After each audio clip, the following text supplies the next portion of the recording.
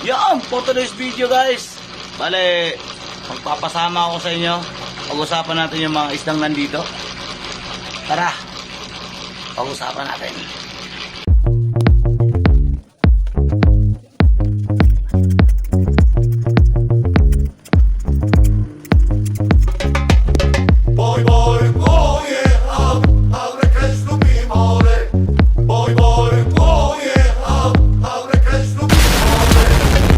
Yon, bago ang lahat, silipin muna natin yung available natin parakis dito sa Bob Marley Pet House. Eto yun guys, silipin lang natin at yan po yung ating available. Mura lang yan, just visit here Bob Marley Pet House. Makikita nyo yung aking available parakits. Yan, huwag na tayo magpatumpik-tupik pa. At pag-usapan na nga natin yung nandito isda sa aking available. Tara guys, panoorin natin to. Let's go! Bro. Yan! At yan na nga guys, ipag-uusapan natin ngayong araw. Etong ating koleksyon ng ating koi. Bali guys, nakikita niyo yung kulay na ganyan. Mga metallic koi yan. Tapos ito naman yung mga kuha ko, mga ganito. Yung kulay orange na yan guys ay ano yan, Shubunkin. Yan, ito may mga utsuri. Yan, mga utsuri yan.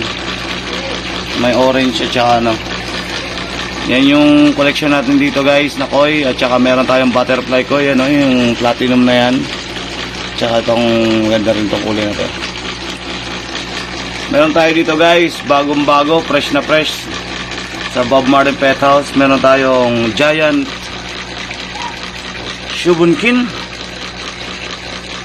Hindi ko pa na gender to kung lalaki ba to o babae ba to. Nasaan na ba yan? Nandito. Ayun guys, oh. Ang laki-laking Shubunkin.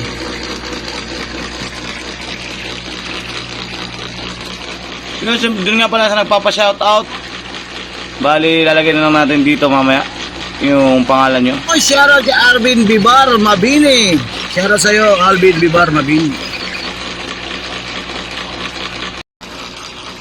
At yan na nga guys, napag-usapan na nga natin yung isda nandito. Quick info lang dun sa nag-aalaga rin na mga koi, mga ganitong klase mga isda. Yun, sa hindi pa nakasubscribe, please subscribe me guys. Nasa 500 na tayo. At kailangan natin makuha yung 1,000 subscribers para magtimpalaan naman tayo ng konti-konti na YouTube. So, hindi pa nakasubscribe, please subscribe Martin Eman TV. And don't forget to hit the notification bell para updated kayo lagi sa aking munting palabas at kaganapan sa buhay ko. Maraming salamat. God bless you all.